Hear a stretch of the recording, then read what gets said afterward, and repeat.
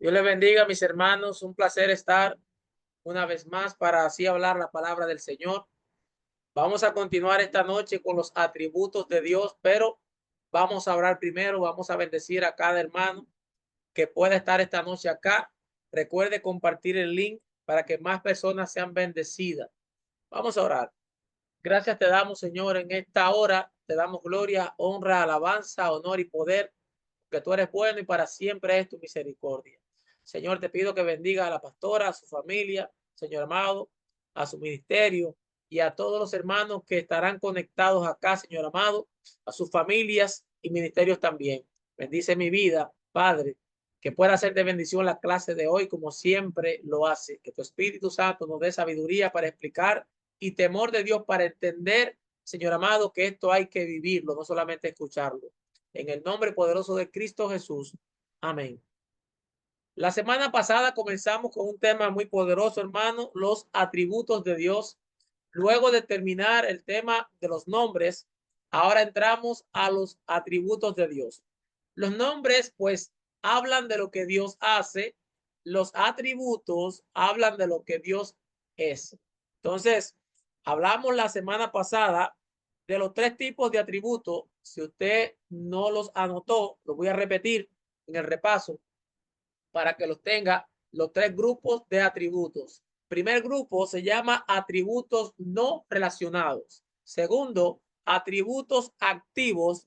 Y tercero, atributos morales. Voy a desglosarlos los tres y hacer un repaso. Primer atributo, atributos no relacionados son aquellos que Dios es en sí mismo, aparte de toda la creación. Por eso se llama atributos no relacionados. Atributos activos son aquellos atributos que Dios es en sí tocante con el universo, y los atributos morales son los atributos que Dios es en comparación con sus criaturas, los atributos morales. Vamos primero con los atributos no relacionados, los atributos que Dios tiene para sí mismo y que no guardan correlación ni con la creación ni con el hombre. Entonces, primer atributo no relacionado, decíamos que era su espiritualidad. Hermano Requena, ¿y por qué si nosotros tenemos espíritu, este es no relacionado? Porque es un espíritu eterno. Usted y yo tenemos un espíritu que fue creado, tenemos un espíritu inmortal que un día tuvo un comienzo. Esa es la diferencia entre lo inmortal y lo eterno. Lo inmortal tuvo un día de comienzo, lo eterno nunca lo tuvo. Entonces Dios en su espiritualidad tiene un espíritu que siempre ha existido, que no fue creado por nadie. Antes de él no había nada ni nadie, y después de él tampoco. O sea, él siempre ha sido, siempre ha estado. Amén. Entonces, segundo atributo no relacionado es su infinidad. Es la capacidad que él tiene de ser infinito, de no tener limitaciones. Y cuando hablamos de este atributo de infinidad, decimos que en cuanto al tiempo, él es eterno, y en cuanto al espacio, él es inmenso. Inmenso quiere decir que está en todo lugar y no hay lugar del universo, del cosmos, que no esté afectado por él. Eso se llama inmensidad. La capacidad de afectar o de estar en todo lugar. Hermano, y eso no es omnipresencia. Yo le explicaba que la diferencia de la omnipresencia y la inmensidad de Dios es que la omnipresencia es vista con relación al hombre. Dios es omnipresente, se utiliza, se aplica omnipresente cuando estamos hablando de donde hay un hombre que él creó, que puede gozar de su presencia.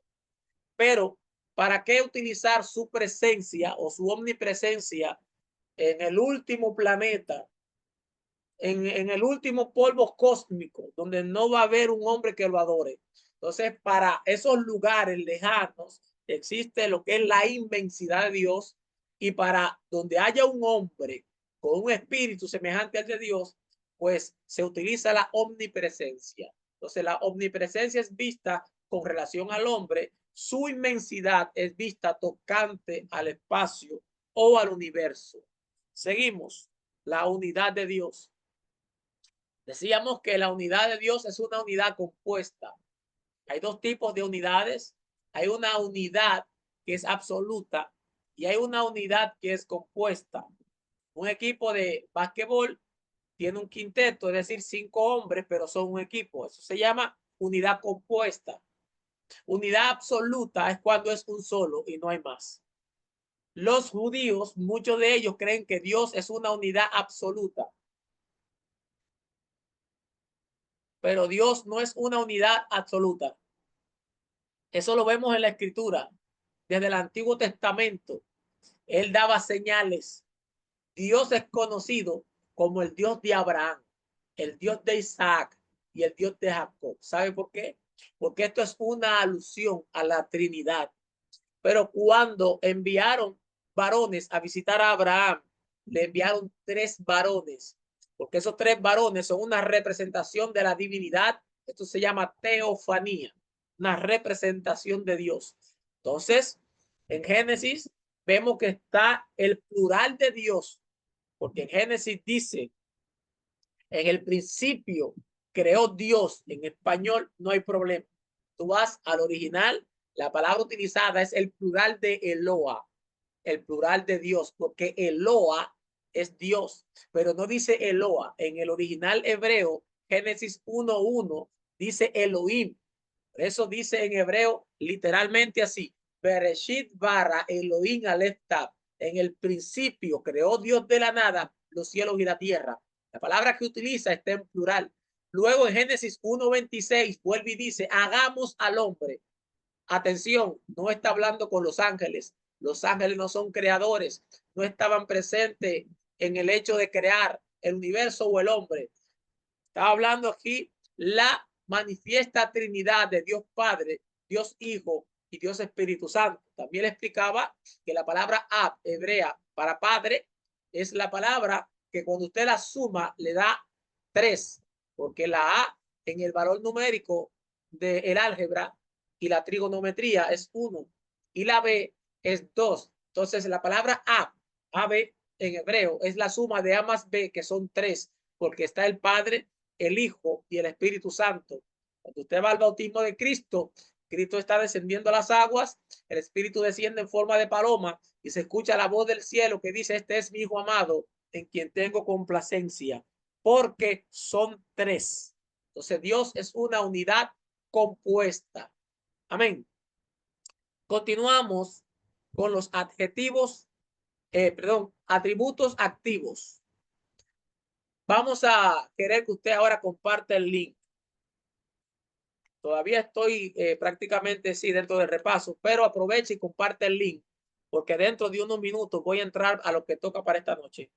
Hablamos de los atributos activos, que son aquellos que es Dios tocante al universo, y esos son su omnipresencia, su omnipotencia y su omnisabiduría, su omnisciencia o su omnisapiencia. Es decir, omnipotencia, la capacidad de poder hacer todo menos pecar. Omnisapiencia, la capacidad de Dios de saber todas las cosas, de tener un conocimiento pleno del pasado, del presente y del futuro. Y también está la omnisciencia, omnisciencia, conoce todo, omnipotencia, que puede todo, y omnipresencia, que está en todo lugar. Hablamos también de un atributo que se llama soberanía. La soberanía es la capacidad de Dios de estar sobre todas las cosas creadas. Este atributo obviamente quiere decir que a él nadie puede señalarlo, que a él nadie puede decirle por qué lo hiciste o por qué no lo hiciste. Él simple y llanamente es soberano y está sobre todos. También hablamos de los atributos morales y ahí fue que nos quedamos. Por eso ya voy a entrar en materia. Hablé un poco de la santidad, pero vamos a hablarlo ahora un poquito más profundo. Y yo quiero que usted comparte el link, porque estas clases son muy importantes. Hay un espíritu de desprecio en cierto sector por el conocimiento, por la teología. Y yo me pregunto, ¿qué tiene de malo la teología? Cuando es explicada bíblica e históricamente correctamente. ¿Qué tiene de malo la teología? Porque el astrólogo estudia los astros, el astrónomo también, el geólogo la tierra, el biólogo estudia toda especie de vida. Entonces, ¿qué es lo que hace el cristiano? Estudia teología, que es el estudio acerca de Dios. Entonces, mi hermano, en esto es que tiene que estar la iglesia, estudiando lo poco que podemos conocer de Él, lo poco que Él ha dejado ver para poder estudiarlo y conocer a nuestro Padre. Entonces, la teología no es mala si se predica y se enseña desde una óptica bíblica, sana y correcta. ¿Qué es lo que estamos haciendo acá? Aquí se enseña la Biblia a partir del método correcto para interpretar, que es el histórico gramatical. Histórico porque enseña que la Biblia no es fábula, no es cuento, es historia. Y gramatical porque la estudia a partir de los idiomas originales que se escribió. Entonces, hay que estudiar, hay que aprender y hay que conocer al Señor. Por eso lo estamos haciendo. Los atributos morales son aquellos atributos que Dios comparte con el hombre, con sus criaturas. Los activos, los atributos activos son los que Dios comparte con el universo. Los no relacionados no lo comparten ni con el universo ni con nosotros. Se llaman no relacionados. Ahora, estos que se llaman morales, esos atributos morales, son los que Él tiene que comparte con nosotros. Hablamos la semana pasada de la palabra santidad, Kodesh o Kadash o Kadosh, dependiendo de dónde se agarre la palabra y lo que se quiera enseñar. La palabra dice, sed santos porque yo soy santo. Y yo le explicaba que hay dos tipos de santidad. Una es absoluta y otra es relativa. Le decía que la nuestra, por más que querramos en este cuerpo decadente, pecaminoso, siempre será una santidad relativa. Que el único que tiene santidad absoluta se llama Dios.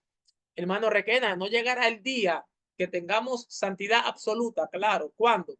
Cuando tengamos cuerpos glorificados, sin una naturaleza pecaminosa, sin una concupiscencia que desee el mal, que te traiga malos pensamientos y malos deseos. Cuando llegue ese tiempo, que seamos transformados y que este cuerpo corruptible sea vestido de incorrupción, entonces seremos seres diferentes, con un nivel de santidad semejante al del Señor. Sin embargo, esta santidad relativa no nos da lugar para que estemos en el pecado. ¿Por qué? Porque a pesar de que tenemos una naturaleza pecaminosa, a pesar de que hay un corazón inclinado al mal, hay algo que se llama redención. La redención es la capacidad que nos da la sangre de Cristo para vivir sin el pecado. Es decir, que aunque nuestra santidad es relativa y tenemos una naturaleza pecaminosa que nos quiere llevar al pecado, ahí está la redención que se levanta y le dice al pecado y le dice a esa naturaleza, no, mi hijo no es esclavo tuyo, ahora yo pagué el precio por él, yo lo redimí y el Señor de él soy yo y él no va a estar esclavo de ti pecado. Entonces, cuando el Señor nos exige que nos neguemos a nosotros mismos y que le sigamos, que tomemos la cruz y que le sigamos, Él lo exige porque Él sabe lo que Él nos ha dado. El Señor dice, el que quiera seguir en pos de mí, niéguese a sí mismo, tome su cruz y sígame, es porque Él sabe que nosotros podemos hacerlo con la gracia y su sacrificio. Entonces, cuando Él te dice niégate, es porque Él ya te dio la fuerza para negarte. Cuando Él te dice, toma tu cruz y sígueme, es porque ya Él te dio las fuerzas para hacerlo. Entonces, la santidad es aquel atributo moral que Dios comparte con sus criaturas. Nosotros tenemos que ser santos, pero no solamente santos de boca, tenemos que ser santos de práctica, porque la palabra kadash quiere decir ser y hacer. Dios no solamente dice que es santo, Él vive como un santo. El discurso de Dios de santidad no está divorciado de su vida práctica. Y ahí es donde muchos se queman. Dicen que son santos, pero odian a su hermano. Dicen que son santos, pero no perdonan, no practican el amor, no practican el perdón, no practican la reconciliación, no practican la comunión con el hermano. Entonces, la palabra santidad, kadash, repito, quiere decir ser y hacer. Y en el evangelio hay demasiado gente haciendo mucho, pero no son nada. Por eso es que las obras son irrelevantes cuando tú no tienes en el carácter la esencia de Cristo. Usted no importa lo que haga, lo que predique, lo que haga, la iglesia que tenga, los años que tenga enseñando, tocando, adorando, si usted en su esencia no tiene a Cristo, si usted en su carácter no refleja a Cristo, porque la santidad que el Señor demanda de nosotros es una santidad práctica, es una santidad. Por eso Kadash, repito, quiere decir ser y hacer. Hay gente haciendo, pero no son nada. Hay que hacer, pero hay que ser. No se debe predicar como evangelista solamente, se debe vivir como evangelista. No solamente se debe enseñar como maestro, se debe vivir lo que tú enseñas como maestro. Entonces, la santidad que Dios demanda de nosotros es una santidad práctica.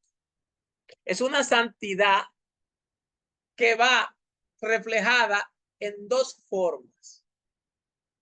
En amar a Dios sobre todas las cosas y al prójimo como a mí mismo. En amar a Dios y al prójimo. Ahí es que se refleja. Por eso es que el requisito para entrar al cielo y ver el rostro del Señor que da Hebreos es este: seguid la paz con todos y la santidad, sin la cual nadie verá al Señor. Entonces, mi hermano, esa santidad que se nos exige, por eso es que yo le digo es que es práctica. ¿Y sabe cuál es el filtro que Dios utiliza para saber lo espiritual de nosotros? El hombre. Por eso es que dice seguir la paz con todos y la santidad. Porque hay gente que quieren decir que son santos, pero no están en paz con el hombre. Se lo voy a poner más fácil. Se lo voy a bajar rápido. Le voy a romper la teología rápido para que usted lo entienda. El filtro que Dios utiliza para saber lo que nosotros somos es el hombre. Dios sabe que tú lo amas a él. Cristo sabe que tú lo amas a él por la forma en que tú amas al prójimo. Punto. Ya. Mateo 25 lo dice claro. El juicio de las naciones fue por el desprecio al necesitado, por no visitar al que estaba preso, por no darle ropa al que estaba desnudo, por no darle comida al que tenía hambre, porque el filtro del cielo se llama el hombre. Tú nunca vas a respetar a un Dios que tú no ves si tú no respetas al líder que estás mirando.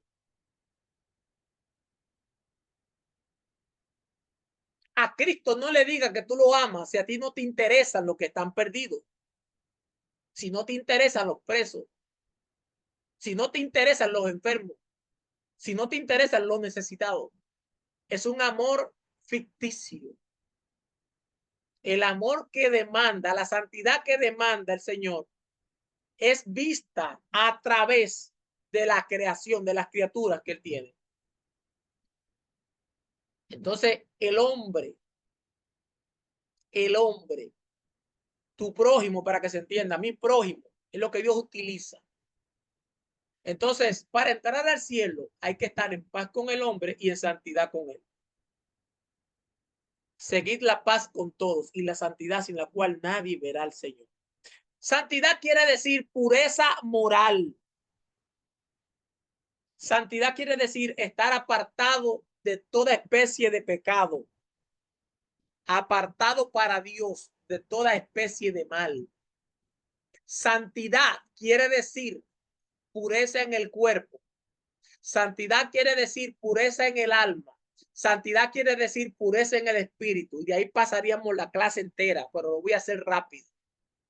Primera Tesalonicenses 5:23 dice que guardemos nuestro ser completo, espíritu, alma y cuerpo, para la venida de nuestro Señor Jesucristo.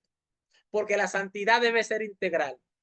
Yo conocí a un sinvergüenza que me dijo a mí que él pecaba con su cuerpo y él iba de noche a adorar a Dios con su alma y con su espíritu. Que eran dos cosas diferentes. Que la materia es mala, que la carne peca, pero con su espíritu él adora a Dios. Pero dice la palabra que todo vuestro ser, espíritu, alma y cuerpo, sea guardado irreprensible para la venida de Cristo. Mi cuerpo es santo, es templo del Espíritu Santo. Por eso yo tengo que guardar mi boca de la mentira, de la murmuración, de la calumnia, del chisme. Yo tengo que cuidar mis ojos, lo que ven en la internet, lo que ven en el teléfono, lo que ven en la televisión. Yo tengo que guardar mis ojos de iniquidad. Tengo que guardar mis oídos de chisme, de contienda, de divisiones, de pleitos. Tengo que guardarme de lo que entra por aquí. Mis manos son santas, tengo que saber lo que tocan. Mis pies son santos, tengo que saber hacia dónde se dirigen. La santidad es completa, es integral, espíritu, alma y cuerpo. El cristiano no habla todo lo que le llega a la cabeza. No le presta su oído a todo el mundo. El cristiano no presta su cuerpo para fornicación, porque el que fornica contra su propio cuerpo peca.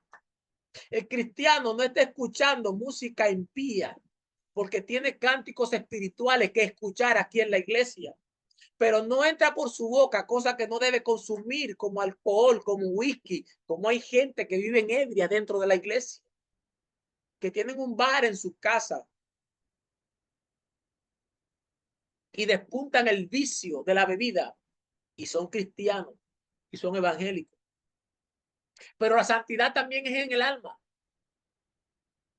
Cuando yo no tengo odio, ni resentimiento, ni envidia, ni avaricia, ni codicia. Cuando yo vivo en las emociones positivas del alma, yo estoy en santidad. Y cuando vivo en las emociones negativas, no puedo decir que soy santo, ni que soy hijo de Dios, porque mi alma está negra, está oscura. Pero el espíritu mío tiene que estar en santidad. ¿Y qué es lo que hace el espíritu? Primero, tiene comunión con Dios. El que está en santidad habla con Dios. Segundo, tiene el espíritu intuición, recibe órdenes divinas y las obedece. Y tercero, tiene conciencia y esa conciencia está limpia. No daña a nadie, no tuerce a nadie, no le mete el pie a nadie para que caiga, no trata de difamarlo ni dañar su testimonio, tiene su espíritu limpio, su conciencia está limpia. Entonces la santidad es integral, mi hermano, es completa. No podemos ser santos en una área y en otra no. Es todo vuestro ser, espíritu, alma y cuerpo sea guardado irreprensible para la venida de Cristo. Sigo avanzando con otro atributo moral, la justicia. Dios es justo y espera que sus hijos sean justos. La palabra sedec, de donde viene justicia, quiere decir lo correcto, quiere decir lo recto, quiere decir equidad y quiere decir piedad. Por eso, mi hermano, la justicia de Dios se manifiesta cuando yo ando en lo correcto, cuando yo no me tuerzo, ni me dejo torcer ni manipular por nadie. Entonces, la palabra justicia se manifiesta en estas frases que le voy a leer acá. Se manifiesta la justicia de Dios para hacer lo que es justo. Yo le decía que yo no puedo ver el espíritu de nadie y nadie puede ver mi espíritu, pero lo que yo puedo ver y lo que usted puede ver son las obras de justicia que yo tengo. Como yo ando, como yo camino, dice si tengo obras de justicia. A Dios tú no lo puedes ver, pero tú puedes ver sus obras de justicia. A tu vecino no le puede ver su espíritu, pero puede ver la forma como él procede. Entonces, como yo me conduzco por fuera, es lo que yo tengo por dentro. Punto. Nadie justo por dentro anda injusta e impíamente por fuera. Negativo. Y aunque trate de aparentar justicia, en algún momento la naturaleza sale y muestra lo que es. Entonces, la justicia de Dios Le estoy diciendo esta frase para que usted entienda lo que se espera de nosotros. Como la justicia de Dios se manifiesta haciendo lo que es justo, Dios espera que en ti y en mí obremos lo que es justo. Estas clases se han diseñado, mi hermano, para que nosotros entremos al cielo. Estas clases no están diseñadas para endulzar el oído a nadie ni el ego. Es para que nosotros enderecemos lo que está torcido. Para que lo que está torcido no salga del camino, como dice la palabra. Y para que nosotros enderecemos la senda. Ya por ahí hay muchísima gente dando llave y dando matrimonio y dando herencia y dando carta y la gente abrazando todas esas falsas promesas. Ya eso hay de más por ahí. Pero las clases son para que nuestra alma se corrija, para que no vivamos una vida en la iglesia de hipocresía y que al final perdamos el alma. Dios es justo y su justicia se manifiesta haciendo lo que es justo, lo que es correcto. Entonces Dios espera que nosotros procedamos igual, que nuestras acciones sean justas, que nadie tenga que reprocharnos nada por ninguna acción que nosotros tomemos, porque lo hicimos justamente. Número 2, la justicia de Dios se manifiesta cuando Él al culpable también lo exonera. ¿Y cómo así? Claro, usted no ha visto jueces que exoneran a alguien que pudiera ser culpado de algo. Porque la justicia de Dios no es solamente para condenar. La gente cree que la justicia es para dar un látigo. La justicia de Dios también perdona. Si en los tribunales del hombre, de la tierra, los jueces absuelven personas, el Dios del cielo también. Por eso fue que cuando Adán y Eva pecaron, en vez de destruirlo, lo absolvieron, lo perdonaron, los cubrieron, le dieron un chance, porque la justicia no es un verdugo que solo castiga, también perdona.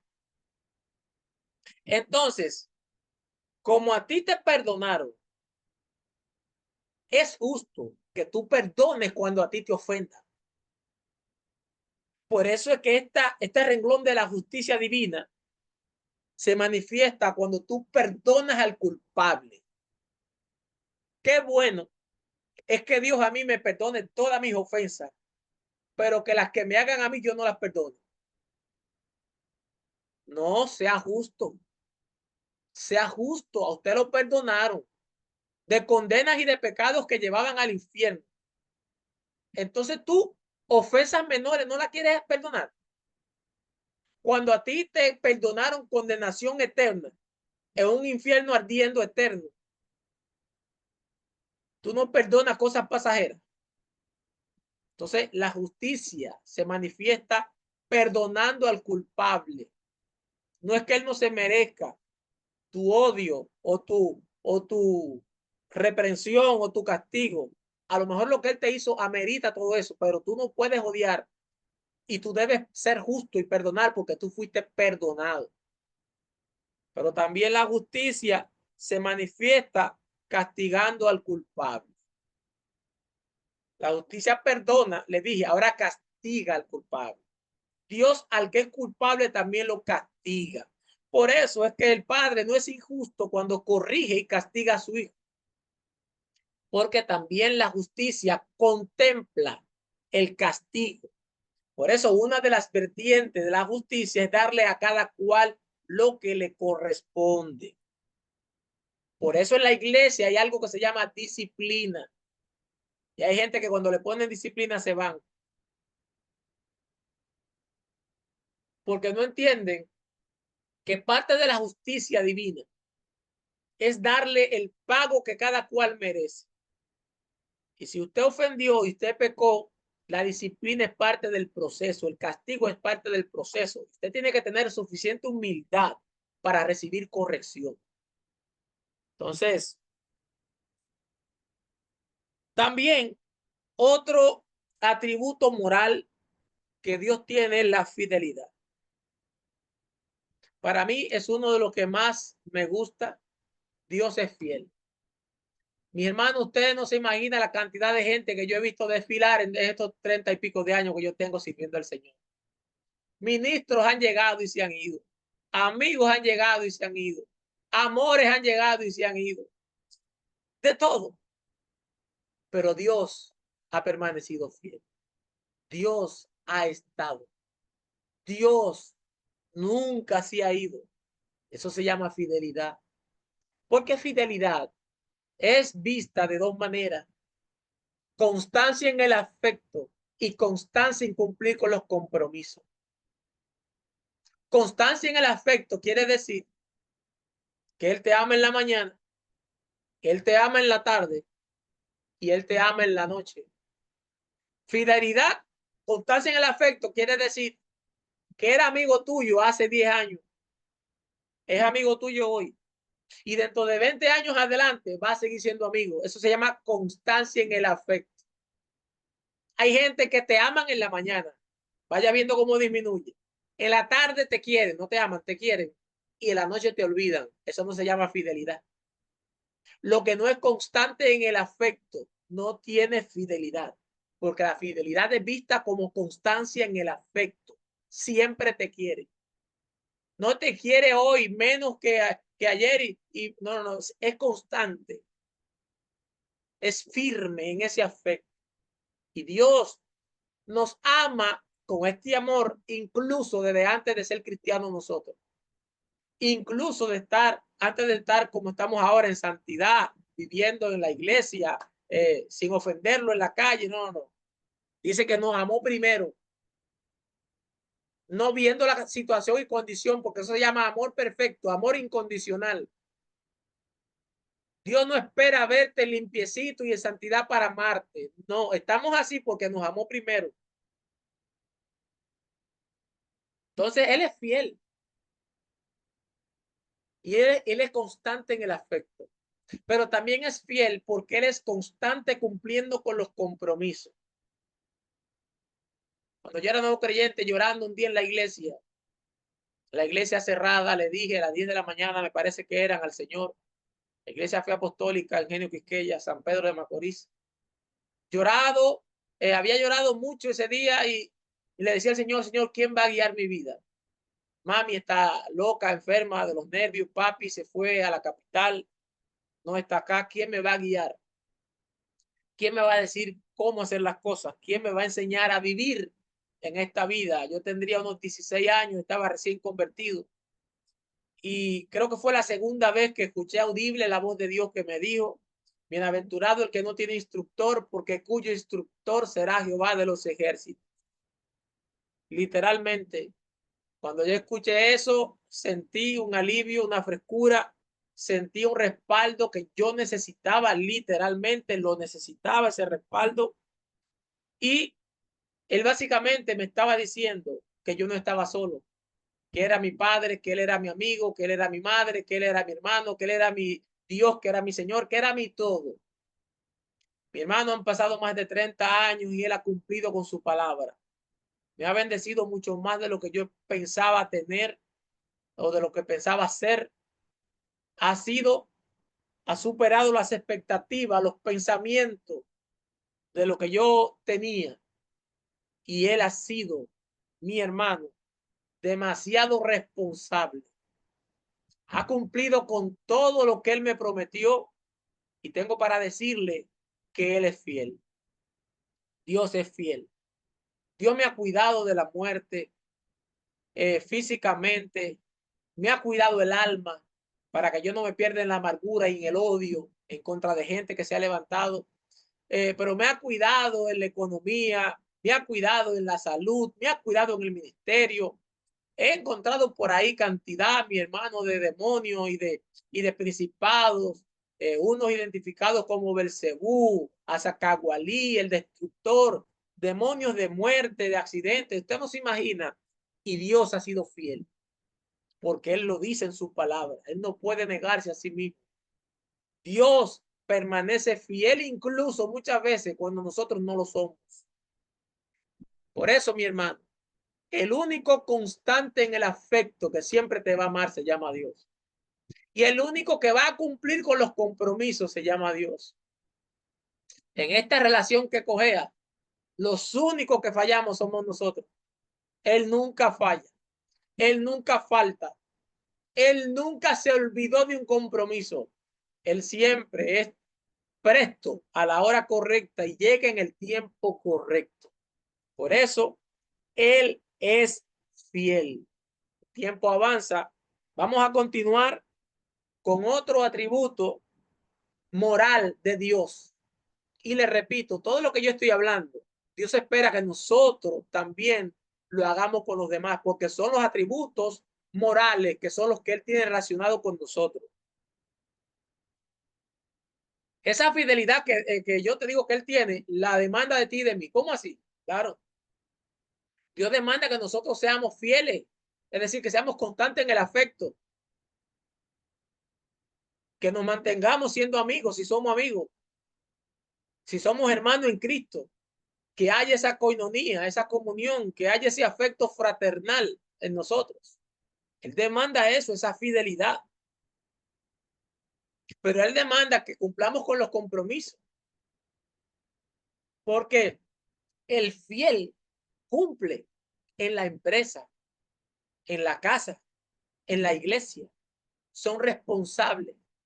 El que es fiel sabe que tiene un compromiso y él va y cumple con ese compromiso. Tiene una reunión a la iglesia y él está 15, 20 minutos antes que se termine o que comience la reunión, perdón, porque él es fiel. Él es constante cumpliendo con los compromisos. Entonces, toda esa fidelidad de Dios es la demanda de nosotros. Así como Él es constante en el afecto, Él demanda que tú y yo lo seamos uno con otros. Pero así como Él es constante cumpliendo con sus compromisos hacia nosotros, Él espera que nosotros en nuestras relaciones interpersonales cumplamos con lo que nos corresponde. Por eso no hay nada más patético que un cristiano que no cumpla en su trabajo y que estén difamando el evangelio porque es el que llega más tarde y el que se va más temprano de la empresa. Entonces Dios demanda que así como Él cumple contigo y cumple conmigo, nosotros también cumplamos con los compromisos que tenemos con los demás. Eso se llama fidelidad. Eso se llama un cristiano fiel que cumple con los compromisos y que es constante en el afecto. Vamos a ver otro atributo, pero antes comparta el link con cualquier persona que usted no vea que esté conectada. Compártalo con el hermano, el amigo, el vecino, el conocido que usted no está viendo acá conectado, que vamos a continuar con lo que resta para esta noche. Otro atributo que Dios demanda, que Él tiene y que Él demanda de nosotros es la misericordia. La palabra misericordia es una palabra compuesta de misere, que es miseria, y corde, que es corazón. Repito, Dios es misericordioso. Misericordioso quiere decir un corazón que tiene compasión hacia la miseria del otro. Por eso le dije que misericordia está compuesta de misere, que es miseria, y corde, que es corazón. Misericordia viene de un corazón que siente compasión hacia la miseria del ser humano. Y cuando hablo de miseria, no me refiero al hambre que la gente pasa. La miseria puede ser del alma, puede ser espiritual. Entonces, Dios, cuando ve miseria, sea física, sea almática, sea mental, sea espiritual, como quiera que sea esa miseria, Dios tiene un corazón misericordioso. Se mueve a compasión cuando ve la miseria en alguien. Entonces, cuando Dios ve a alguien necesitado, su corazón se mueve a misericordia y lo ayuda. Si Dios ve que hay miseria del alma, hermano, ¿cómo hay miseria del alma? Un espíritu altivo es miseria del alma y del espíritu. Una alma con avaricia, con codicia, es una alma, mi hermano, que tiene miseria. Entonces, cuando Dios ve la miseria en el alma, Él se siente movido a misericordia por esa miseria del alma.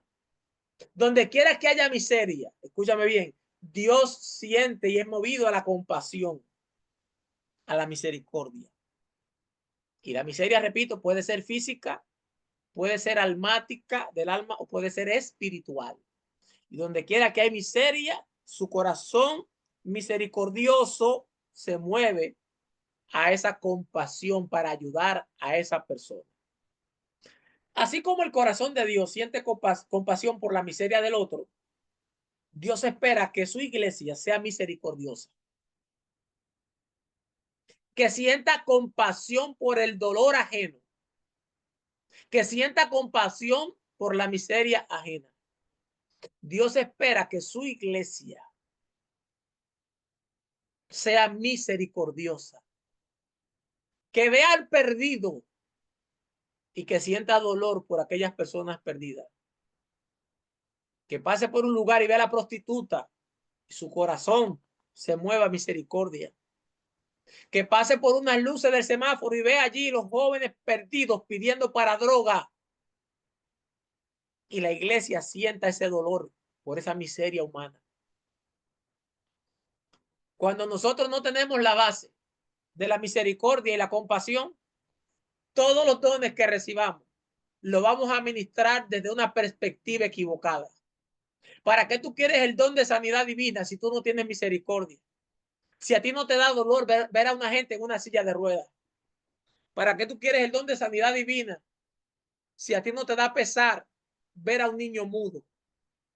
Entonces, mi hermano, este atributo es tan importante porque el que no tiene misericordia de la miseria del otro, todo lo que él reciba lo va a utilizar para su yo, para su ego y no para darlo a los demás y no para compartirlo con los demás. Entonces, mi hermano, Dios tiene misericordia, pero Él espera que esa misericordia nosotros también la tengamos, porque Él es el Padre. La palabra Padre en hebreo, lo que quiere decir es fuente. Él suple, Él es la fuente de la misericordia, de la justicia, de la fidelidad. Y como nosotros estamos conectados con Él, Él espera que seamos un canal y que lo que Él tiene, nosotros también lo proyectemos. Entonces, el que está conectado al Padre, obligatoriamente, estos atributos que yo te estoy diciendo, tiene que manifestarlo. Tenemos que sentir dolor por lo que se están perdiendo. Por la discoteca llena de jóvenes de 14, 15, 16, 17 con una juca o con un vape, con un cigarrillo electrónico, no sé cómo le llaman, pero drogándose niños de 10 y 11 años. Nuestro país, acá, República Dominicana, está entre los países de Latinoamérica que tienen más niñas embarazadas de toda Latinoamérica. Niñas de 10, 12, 13 años embarazadas. Mi hermano, esto está alarmante. Toda la iglesia tiene que sentir misericordia. Y si no es la iglesia que tiene dolor por los perdidos, si no es la iglesia que tiene dolor por la gente que está en miseria espiritual y en miseria física, ¿quién será? Porque lo que estamos supuestos a estar conectados al Padre somos nosotros. Y lo que estamos supuestos a representar y a pasar para el mundo, todo lo que tiene el Padre somos nosotros. Y si la iglesia falla en misericordia, estamos cortos, mi hermano, para todas las cosas. Por último, por esta noche, el amor. Otro atributo moral de Dios es el amor. La palabra amor viene del hebreo ahabá. Y esto quiere decir, escúchame bien, dar. Acción de dar. Porque ahabá viene de ja, que quiere decir dar. La palabra amor no tiene que ver mucho con la idioma, con el idioma romano, romántico que nosotros tenemos, de conectarlo con el sentimiento. Porque la palabra amor en el latín tiene que ver más con lo sentimental. Eso es lo que tú y yo pensamos cuando hablamos de amor. Para Dios amar es dar. Por eso dice Juan 3:16 que de tal manera amó Dios al mundo que dio. Es imposible amar sin dar. Amar está conectado con el dar. El que ama da.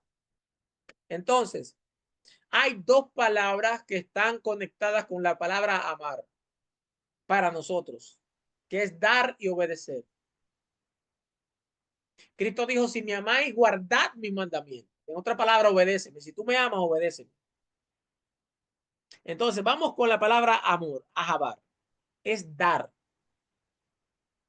Si usted se pregunta por qué Dios hizo al hombre sabiendo que el hombre iba a pecar, era porque era imposible él no dar, él no compartir lo que él tenía. Dios pudo haberse quedado solo en la eternidad sin crear un hombre que peque y que él tenga que levantarlo y redimirlo. ¿Sabe por qué lo hizo? Porque aparte de todas las cosas que él tiene, o no aparte, sumando dentro de esas cosas, está un atributo que se llama amor. Y amor, ahabá, en hebreo quiere decir dar. Entonces Dios, en su naturaleza, con tanto amor, con tanto poder, con tanto que dar, si no hacía con quién compartirlo, yo no me imagino que Dios tuviera amor y que no hiciera seres para compartir quién él era y lo que él podía dar y ofrecer. Entonces la misma naturaleza de Dios lo llevó a crear al hombre sabiendo lo que iba a pasar, porque su misma naturaleza es de dar, es de compartir. ¿Y a quién le da si no crea? Tiene que crear al hombre para luego darle. Entonces, Dios es amor, dice la palabra. Es amor. Y es imposible que un Dios que sea amor no haga seres con los cuales comparta, es decir, le dé de ese amor. Entonces, Dios da. Y Él espera que la iglesia dé de lo que tenga, pero que dé. Si tú tienes talento, dale tus talentos al Señor. Si tienes tiempo, préstale tu oído a alguien que necesita que tú le escuches. Si tienes dinero, aporta para la obra de Dios, que ese dinero no es tuyo. Tú eres administrador. El dueño del oro y la plata se llama Dios. Y cuando te vayas de esta tierra, dejas todo. Si tú tienes conocimiento, da de eso. Si tú tienes un talento, dalo para la obra de Dios. No te quedes con nada. Pero también cuando tú vas al Nuevo Testamento y buscas la palabra amor de Dios, que es el ágape. Ágape quiere decir amor que cubre todos los sentidos. Una comunión donde yo te quiero ver sano físicamente, mentalmente, emocionalmente, espiritualmente. Ágape, amor de Dios, quiere decir que Dios tiene un amor tal para ti y para mí que nos quiere ver bien en todo el sentido. Te quiere ver bien físicamente, te quiere ver sano. Entonces una gente que te quiera ver enfermo a ti no te ama. Pero ágape quiere decir bien moral. Es decir, así como a mí no me gustaría que el hijo mío caiga en un pecado moral y que se haga por ahí después viral un video de mi hijo, por ejemplo, pecando. Yo quiero un bien moral para él. Yo no quiero que su moral caiga al piso. Yo deseo un bien moral para mis hijos. Dios desea un bien moral para nosotros. Dios no se goza cuando un hijo cae en pecado, cuando un hijo está en el suelo, está en el lodo cenagoso. Dios no se goza cuando la moral de un hijo de él se va al piso. Entonces, el que ese amor ágape que Dios tiene, él quiere que nosotros lo reflejemos. Así como Dios quiere que sus hijos tengan un bien físico, tú debes de procurar el bien físico de tu hermano. Así como Dios tiene un amor moral que procura el bien moral para sus hijos, tú debes de querer que tu hermano le vaya bien, que tu hermano se mantenga en santidad. Tú no dañas el testimonio de tu hermano. Tú no persigues a tu hermano porque tú tienes el amor ágape. Y amor ágape quiere decir que procura el bien moral y el bien espiritual y el bien mental. Ágape quiere decir que yo quiero estar en una comunión plena contigo, donde tú estés como yo. ¿Y cómo está Dios? Está sano. Él te quiere sano. ¿Cómo está Dios libre de pecado? Te quiere libre de pecado. ¿Cómo está Dios bien moralmente? ¿Cómo quiere sus hijos? Bien moralmente. Entonces ese amor ágape que él tiene, él quiere que la iglesia lo comparta. Que así como él quiere el bien físico para ti, tú quieras el bien físico para los otros. Que así como él procura el bien moral en ti, tú procures el bien moral para los demás. Que Dios nos bendiga, que Dios nos guarde, mis hermanos. Hasta aquí nos ha ayudado el Señor. Cualquier pregunta, usted le escribe por allí, se la vamos a contestar en la próxima clase. Vamos a orar. Padre, gracias te damos en esta hora, te bendecimos, te adoramos. Yo te pido solemnemente, Señor amado, por esta sala, por esta clase. Te pido por la pastora, te pido por mi vida, para que esos atributos morales yo los pueda ver en mí y todo el que está aquí lo pueda ver en sí. Que ese atributo de la santidad, de la justicia, de la fidelidad, de la misericordia y del amor puede estar en cada uno de nosotros. Porque no solamente podemos gozar porque lo recibimos de ti, sino que hay un deber moral de nosotros practicarlo con nosotros. Perdónanos, Señor amado, si hemos fallado practicando estos atributos con nosotros. Perdónanos si hemos sido egoístas, solamente recibiendo de ti estos beneficios y estos atributos, pero hemos sido mezquinos compartiéndolo con los demás. Señor, en el nombre de Jesús, te pido que nos bendigas a todos. Y si tú no has vuelto la próxima semana, nos permitas estar conectados para aprender más de ti, para conocerte más a ti, Señor amado, y para poder vivir de forma práctica este evangelio que es tan hermoso. En el nombre de Jesús. Amén. Dios le bendiga. Dios le guarde. La pastora Ari con nosotros.